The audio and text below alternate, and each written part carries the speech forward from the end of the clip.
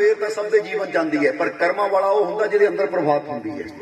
क्योंकि कई बार बाहर तो देखते सूरज निकल आया, पर अंदर बंदे दे अंधेरा ही रहिंदा है, अंदर इंसान दे अंधकार ही रहिंदा है। और इस दे बारे गुरुआं ने कहा, जे सो चंदा उगवे सूरज चढ़े हजार, कि बाहर हजारा चंद्रमे बाहर हजारा सूरज भी चढ़ जान तां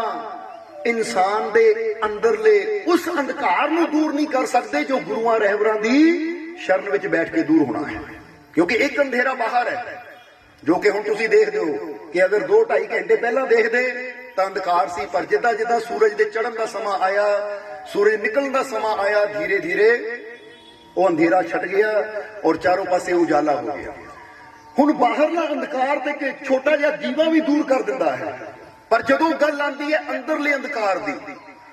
जो कि इंसान दे अंदर है, वहमां दा, भरमां दा, बुराइयां दा, नफरत दा, वैर विरोधता दा हंकार,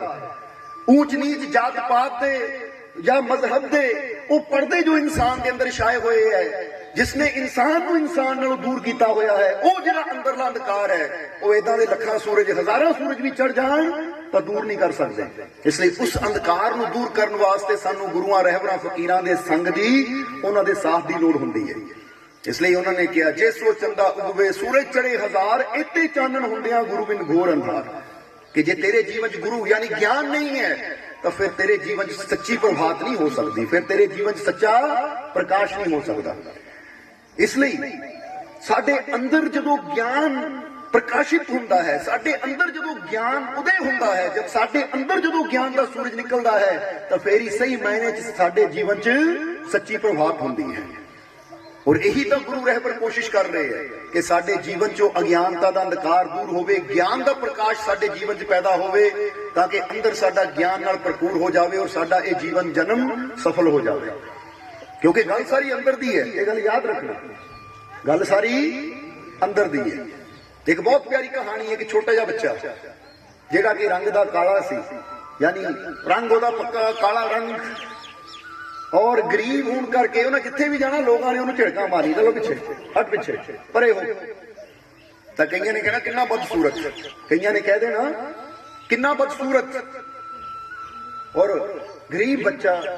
और ਉਹਦੇ चेहरे ते भी जगह जगह दाग पे हुए सी। दाग तुसीं समझदे हो ना कि कई बार ऐसी कहते किसी नूं जिद्दां कहावत है कि माता हो गई जी ਉਹਦੇ दाग पै गए, बोलो समझदे हो कि नहीं? ये तो तुहानूं समझाउण वास्ते दस रहे हैं कि इस तरह चेहरे ते भी दाग, रंग भी काला, देखण नूं बदसूरत, गरीब भी सी,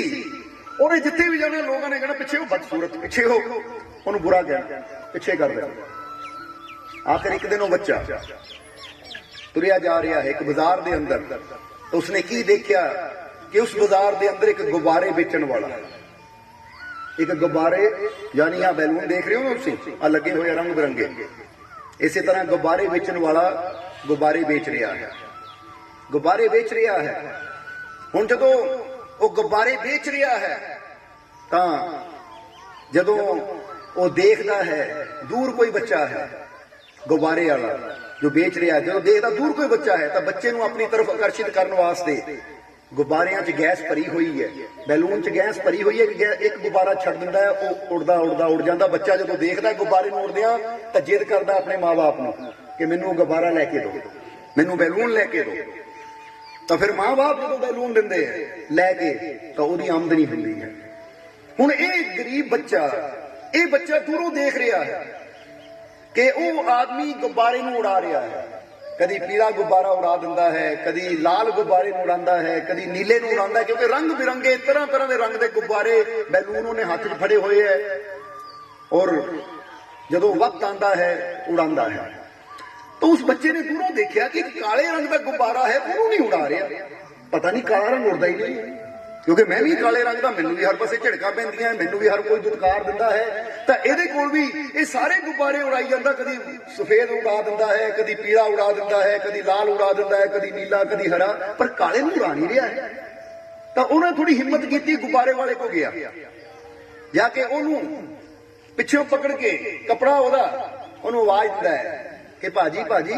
गुब्बारे वाला देखता लड़के तरफ, कहता हाँ बेटा की गल, कहता जी मैनूं ये दसो कि काले रंग का गुब्बारा उड़दा कि नहीं, ये भी उड़ सकता कि नहीं? तो जिसले उस गुब्बारे वाले ने बच्चे की गल सुनी, बच्चे की तरफ देखिया तो समझदे ढेर नहीं लगी बच्चा क्यों पुछ रहा है, क्योंकि ना देखिया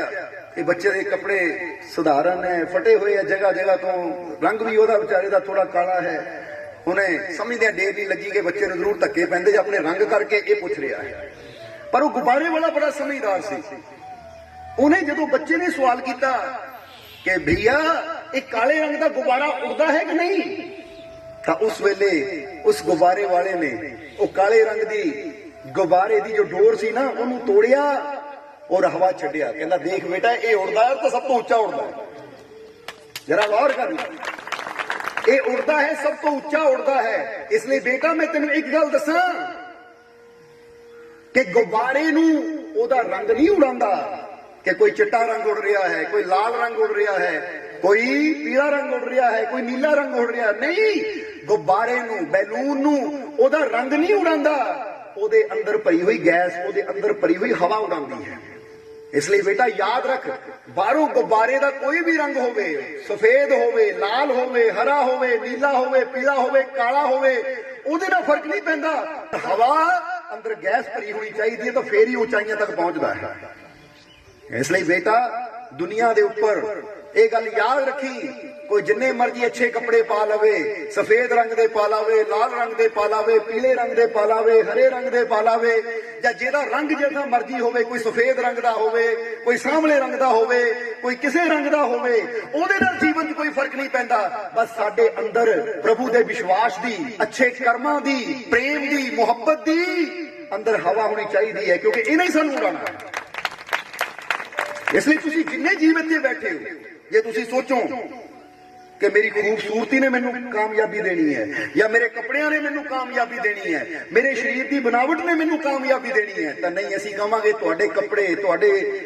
शरीर की बनावट ने तुहानू कामयाबी नहीं देनी। जब भी तुहानू कामयाबी देनी है, तुहाडे अंदर की भरिया होया उन्हां देनी है। अंदर जानी तुहाडे अच्छाई है, अच्छे कर्म तुसीं करदे हो, तुहाडे अंदर अच्छाई है, तो फिर ही तुसीं कामयाब हो सकते हो। तो जे तुहाडे अंदर बुराई भरी हुई है, बोलो समझते हो, जे तुहाडे अंदर बुराई है, तुहाडे कर्म माड़े है, तो फिर बाहरों तुसीं जिन्ने मर्जी सुंदर कपड़े पा लो, उहदे नाल तुहानू जीवन च कामयाबी नहीं मिलेगी, उस मालिक की रहमत तो कभी मिल ही नहीं सकती। इसलिए चीज नूं हमेशा समझ लेना। जिद्दां असीं कई बार दसीदा है कि एक बर्तन मिट्टी का है और अगर उहदे अंदर सोना भरिया होया है, तो बंदे ने कहना हाँ भाई बेशक बर्तन मिट्टी का पर अंदर इहदे सोना है, तो कीमत की होएगी, ओदी कीमत की होएगी जरा सोचो। और एक बर्तन असीं कहंदे पित्तल दा है, एक बर्तन तांबे दा है, एक बर्तन तांबे दा है, पित्तल दा है, जे उहदे अंदर असीं मिट्टी पा के रख दईए तो फिर भी मिट्टी दे बर्तन की बराबरी नहीं कर सकता, क्योंकि वो बाहरों बेशक मिट्टी दा है पर अंदर उहदे वो सोना है जिहदी कीमत एक एक तोला हजारां दी है। इसलिए बाहरों मिट्टी है, ਉਹਦੇ ਨਾਲ ਉਹਦੀ ਕੀਮਤ ਨੂੰ ਕੋਈ ਫਰਕ ਨਹੀਂ ਪੈਂਦਾ, ਕਿਉਂਕਿ ਉਹਦੇ ਅੰਦਰ स्वर्ण भरिया होया है। इसलिए कीमत तो ਉਹਦੇ अंदर दी है कि बर्तन के अंदर की भरिया होया है। इसी तरह असीं तुहानू कहांगे कि बाहरों बेशक साडा शरीर मिट्टी का है, जिद्दां बंदा कहदा ना कबीरा माटी के हम पुतले, बंदा कहता मैं तो मिट्टी का पुतला है, बेशक बाहरों ये शरीर मिट्टी का घड़ा होवे, मिट्टी का पुतला होवे, कोई फर्क नहीं पैंदा, पर अंदर तुहाडे अच्छे गुणां दा सोना होना चाहिए, अच्छे कर्मां दी हीरे मोतियां दी खान तुहाडे अंदर होनी चाहिए है कि बाहरों बेशक ये शरीर मिट्टी का है पर मेरे अंदर गुणा दे हीरे है, मेरे अंदर कर्मां दे ओ हीरे मोती है कि जिन्हां दी कीमत रब दीयां नज़रां च बहुत ज्यादा है। इसलिए अपने अंदर ओ गुण पैदा करिए, अपने अंदर ओ करनी ऐसी बनाइए कि जिहदी कीमत ओ प्रभु दे घर च पैनी है। सो समझो जरा सारे। इसलिए जदों भी इंसान गुरुआं रहबरां दी संगत विच बहिंदा है, संतां दे संग विच आके बैठदा है, तो उन्हां दी सब तो पहली यही कोशिश हुंदी है कि साडे अंदर नूं बदलिया जाए, साडे अंदर बदलाव लिआंदा जाए, क्योंकि गल तां सारी अंदर दी है। जिद्दां दसीदा ना कि ना मस्जिद दी ना मंदिर दी, ये खेल है सारी अंदर दी, कि गल तां सारी अंदर दी है। इसलिए जे मस्जिद की गल होंदी, सिर्फ मंदिर की गल होंदी, तो मंदिर च भी हजारां ही जा रहे हैं, मस्जिदां च भी हजारां ही जा रहे हैं, पर परमात्मा के घर तक कौन पहुंच रहा है? परमात्मा के घर तक तो वही जाता है जिन्हें अपने अंदर बदलाव लिया। ਜਿਹਨੇ ਆਪਣੀ ਸੋਚ ਨੂੰ ਬਦਲਿਆ, ਆਪਣੇ ਕਰਨੀ ਨੂੰ ਬਦਲਿਆ, ਆਪਣੇ ਅੰਦਰ ਮਿਠਾਸ ਪੈਦਾ ਕਰ ਲਈ, ਆਪਣੇ ਅੰਦਰ ਪ੍ਰੇਮ ਪੈਦਾ ਕਰ ਲਿਆ, ਆਪਣੇ ਅੰਦਰੋਂ ਨਫ਼ਰਤ ਨੂੰ ਖਤਮ ਕਰ ਦਿੱਤਾ, परमात्मा ਦੇ ਘਰ ਤੱਕ, परमात्मा ਦੇ ਮੰਦਿਰ ਤੱਕ ਤਾਂ ਉਹੀ ਜਾ ਸਕਦਾ ਹੈ। ਇਸ ਲਈ आओ अपना जीवन ऐसा बनाइए कि ਅਸੀਂ ਆਪ ਵੀ ਅੰਦਰੋਂ ਚਿੰਤਾਵਾਂ ਨੂੰ ਦੂਰ ਕਰੀਏ, ਚਿੰਤਾਵਾਂ ਨੂੰ ਛੱਡ ਦਈਏ, ਤਾਂ ਕੁਝ ਐਸਾ ਕਰੀਏ ਕਿ ਦੂਜਿਆਂ ਦੀ ਚਿੰਤਾਵਾਂ ਨੂੰ ਵੀ ऐसी खत्म कर सकते। वीडियो अच्छी लगी हो तो कृपया इसे शेयर जरूर करें। आपके शेयर करने से अगर किसी की जिंदगी में अच्छा बदलाव आता है, पॉजिटिव चेंज आती है, तो ये भी आपकी तरफ से किया गया एक नेक कर्म होगा, एक सेवा होगी। तो वीडियो को शेयर जरूर करें और वीडियो देखने के लिए सर्व संजय दरबार कांटियां शरीफ यूट्यूब चैनल को सब्सक्राइब करें और फेसबुक पेज को फॉलो करना ना भूलें। जय माता दी।